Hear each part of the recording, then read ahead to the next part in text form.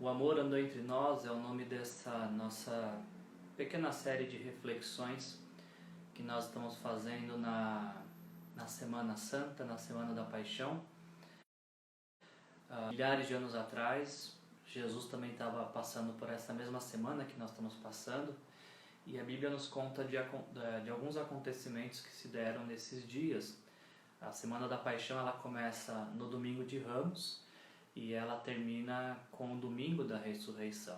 E a gente está realizando alguns estudos curtos, algumas reflexões do que estava acontecendo com Jesus na Páscoa há milhares de anos atrás.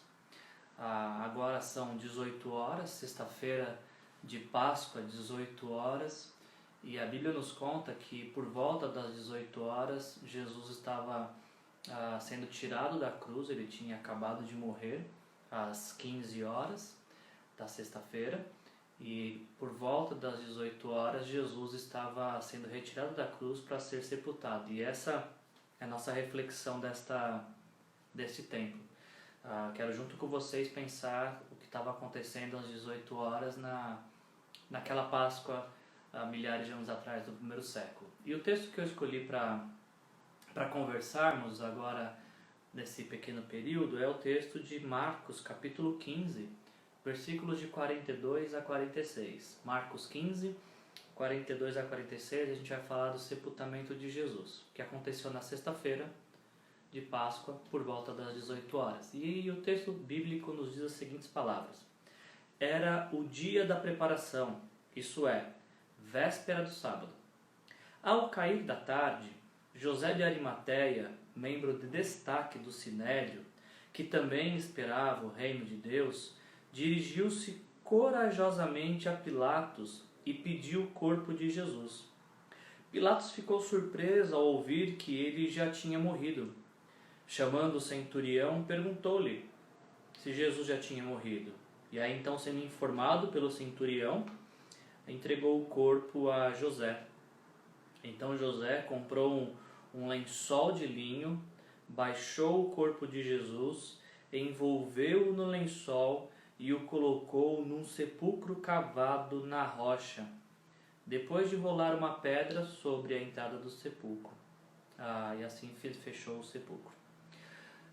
Quando a gente lê Marcos falando que era véspera de sábado, a gente também vê os outros evangelistas descrevendo essa cena. Por exemplo, Mateus disse que esse acontecimento se deu ao cair da tarde, enquanto Lucas vai dizer que isso aconteceu quando estava para começar o sábado. E esses relatos então nos fazem entender de que o sepultamento de Jesus aconteceu realmente por volta das 18, até porque para os judeus o sábado, o Shabat, que é o tempo de descanso dos judeus, ele começava às 18 horas da sexta.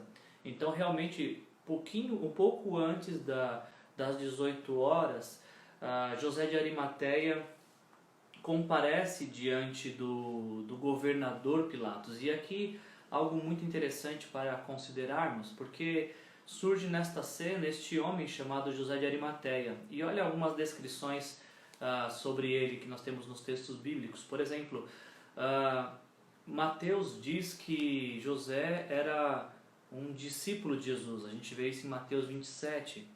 Marcos, já como a gente leu no começo, em Marcos 15, diz que José era um membro de destaque do Sinédrio. E além de ser um membro de destaque do Sinédrio, José era alguém que estava esperando o reino de Deus, que tinha toda a sua expectativa na chegada do reino de Deus. Lucas vai nos dizer, acrescentando-se essa biografia de José de Arimateia, Lucas vai nos dizer que José era um homem bom e justo, e embora fosse membro de destaque do Sinédrio, membro de honra do Sinédrio, aquele Sinédrio que há poucas horas atrás, na madrugada, por volta das 4 da manhã, estava condenando Jesus, o texto aqui bíblico nos diz, Lucas nos diz que José de Arimateia não estava concordando não concordou nem com o julgamento e nem com a condenação de Jesus e nem com os acontecimentos pós-julgamento, o que mais uma vez reforça para a gente o quão corrupto, quão corrompido e perverso foi aquele julgamento, porque não houve unanimidade. José foi um dos que declararam ser contra aquilo que estava acontecendo. Agora João, é interessante que João diz que é verdade, que José de Arimateia era discípulo, só que João descreve que José era um discípulo secreto de Jesus, e ele era um discípulo secreto porque ele tinha medo dos judeus. De fato, todo discípulo de Jesus naquele momento estava debaixo de uma grande ameaça. Então José, ele se identificava com Jesus, mas não tornava isso público. E isso é muito importante para aquilo que a gente vai conversar nesses próximos minutos. E aí então, Marcos diz, Marcos 15, que José de Arimateia se dirige corajosamente a Pilatos para pedir o corpo de Jesus. E junta-se a ele, o livro de João, o Evangelho de João, no capítulo 19, nos diz que junta-se a José de Arimateia Nicodemos. Em João capítulo 3 a gente vê a história de Nicodemos, que foi também durante a noite escondido procurar Jesus para conversar. Então esses dois homens agora, José de Arimateia e Nicodemos, estão concedendo um sepultamento digno para Jesus. Estão concedendo inclusive até mesmo as honras de um rei por tudo aquilo que eles compram. O João dá os detalhes de tudo aquilo que eles compram para preparar o corpo de Jesus e sepultá-lo e dar para Jesus um enterro digno. Isso chama a nossa atenção nesse momento, porque José era um homem rico. José era um homem que contava com o prestígio da sociedade. José era um homem que tinha muitas posses, e isso pode ser evidenciado tanto com aquilo que ele gastou para o sepultamento de Jesus. Pode ser visto também o quanto que ele tinha prestígio por poder entrar na sala do governador. Eu não sei quantos de vocês que estão aqui assistindo poderiam entrar hoje na sala do prefeito da nossa cidade, quem dirá do governador. Isso só para você ter uma noção, o tamanho do respeito, da moral e da influência que José tinha naquela sociedade, José de Arimateia. Então ele é um homem rico, ele é um homem influente, ele é um homem que tem que ter uma boa reputação diante de toda a sociedade. Agora, o problema é que quando José de Arimateia ele pede o corpo de Jesus, ele vai até Pilatos e ele fala: Pilatos, eu quero que você me permita tirar Jesus da cruz e eu vou sepultá-lo. José de Arimateia ele coloca tudo isso em jogo. Ele coloca tudo isso em risco, porque quando ele está pedindo o corpo de Jesus para Pilatos, ele está se identificando com Jesus. Se João disse que ele era um discípulo secreto, agora, neste momento, ele está se revelando ao mundo como um seguidor de Jesus. Porque esse trabalho de sepultamento, de tirar o corpo da cruz e poder dar um sepultamento digno, era uma atividade dos familiares. E por que logo José vai pedir isso para Pilatos? Quando José faz isso, ele está dizendo que se identifica com Jesus. Ele está dizendo que ele se importa com Jesus e que ele quer honrar Jesus mesmo em sua morte. Mesmo em sua morte, José deixa claro que Jesus é digno de todo tipo de honra. E aí então, diante da morte de Jesus, José de Arimateia coloca questionamentos muito interessantes para nós. Porque por que alguém que tem fama, poder, dinheiro e boa reputação coloca tudo isso em jogo por causa de Jesus? Esse é o questionamento que isso nos traz. Por que um homem como José de Arimateia, diante da cruz, diante da morte de Jesus, coloca tudo isso em jogo, tudo isso em risco? Eu olho para a vida de José de Arimateia e de Nicodemos também, e esses homens me inspiram a perceber que o relacionamento com Jesus realmente ele nos expõe. Não tem como ser um seguidor secreto de Jesus, um discípulo secreto. Não tem como negar que conhecemos Ele quando de fato nós o conhecemos. E é isso que José faz. Ele entende que não tem como se relacionar com Jesus secretamente. Não tem como ser um admirador à distância de Jesus. Uma vez que decidimos caminhar com Jesus, isso tem que ser público, isso tem que ser notório para todas as pessoas. E é o que José faz quando ele pede para sepultar Jesus. Ele não quer mais um relacionamento com Jesus apenas quando lhe for conveniente, apenas quando isso não lhe comprometer alguma coisa de sua vida. Não, já que é para seguir Jesus, é para seguir de fato como alguém que se assemelha com Jesus, como alguém que se identifica completamente com Jesus. Eu finalizo esse nosso tempo aqui, essa curta reflexão, pensando nesse exemplo de José de Arimateia. E quando eu olho para esse exemplo, me veio o questionamento sobre quais são as conclusões que as pessoas que me conhecem têm a respeito de mim por conta do meu relacionamento com Jesus.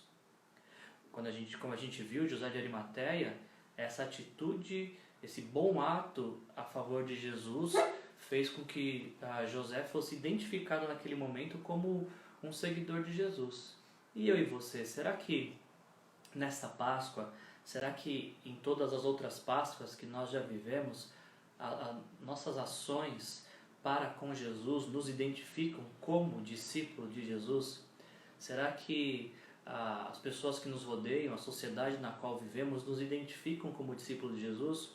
Ou nós preferimos ainda nos apegar a uma boa reputação, a uma boa fama, a dinheiro, a poder, a prestígio e ter um relacionamento apenas conveniente com Jesus, um relacionamento apenas às escuras com Jesus? Esse é um dos questionamentos que o sepultamento de Jesus nos traz nessa sexta de Páscoa. Um outro questionamento interessante sobre esses acontecimentos da Páscoa, aquilo que estava acontecendo às 18 horas na Páscoa de Jesus e o que está acontecendo agora às 18 horas na nossa Páscoa, a gente tem que olhar para esse texto e nos questionarmos se no nosso atual momento de vida nós nos parecemos mais com um admirador secreto de Jesus ou nos parecemos mais com um pecador arrependido que reconhece que precisa do perdão e da salvação de Jesus. A gente não pode ignorar o fato que hoje é o dia, sexta-feira, é o feriado que está no nosso calendário para nos lembrar que Jesus morreu por nossos pecados. Já parou para pensar isso? Que a nossa sociedade tem no seu calendário um dia que faz menção à morte de Jesus. A gente está nesse dia, na Páscoa, 18 horas, Jesus estava descendo da cruz morto, foi morto por nossos pecados. E aí vem essa pergunta, será que nós somos admiradores secretos de Jesus? Ou a sociedade que nos rodeia olha para nós e fala, você é um pecador que se arrependeu e entregou sua vida para Jesus. E por fim, quando a gente olha para o exemplo de José de Arimateia e tudo aquilo que ele colocou em jogo e tudo aquilo que ele fez, não podemos ignorar a questão, o que é que nós desejamos fazer por Jesus, o que é que através da nossa vida nós desejamos fazer para Jesus.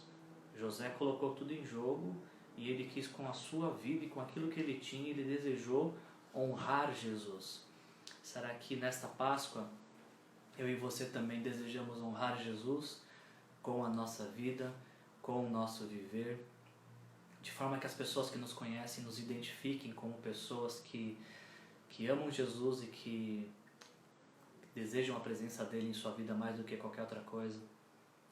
Que essa Páscoa nos ajude a tomar esse posicionamento e sermos identificados como pessoas que não admiram Jesus à distância, que não se relacionam com Jesus apenas por conveniência. Não, que as pessoas que nos conhecem possam olhar para nós e ver em nós pessoas que desejam de fato viver com Jesus e se identificar completamente com Jesus. A gente faz isso através de uma oração, se arrependendo dos nossos pecados e pedindo para Jesus entrar em nossa vida e ser nosso Senhor, nosso Salvador. A gente vai encerrar essa live agora, dessa série de estudos, O Amor Andou Entre Nós, e não temos live agora até domingo de manhã, porque nesse período em que Jesus desceu da cruz e foi sepultado, e durante todo o sábado não houve nenhum acontecimento na Bíblia. Os discípulos estão trancados, com medo de também sofrerem a mesma condenação de Jesus, E nós chamamos isso de sábado de trevas, onde há um silêncio no mundo por conta de que Jesus está morto. Mas isso é apenas sexta-feira, domingo logo vem. E às 6 da manhã a gente volta a fazer uma live falando sobre a ressurreição, falando que Jesus está vivo.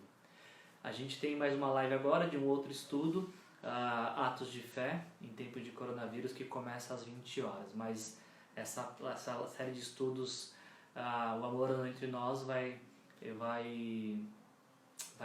voltar apenas na sexta-feira. Então, voltar apenas no domingo de manhã. Então, vocês podem estar junto com a gente agora às 20 horas para Atos de Fé, em tempo de coronavírus, e voltar conosco no domingo às 6 da manhã para falar da ressurreição de Jesus. Até lá, viva esse amor que se manifestou por você na cruz. Feliz Páscoa! Jesus ressuscitou.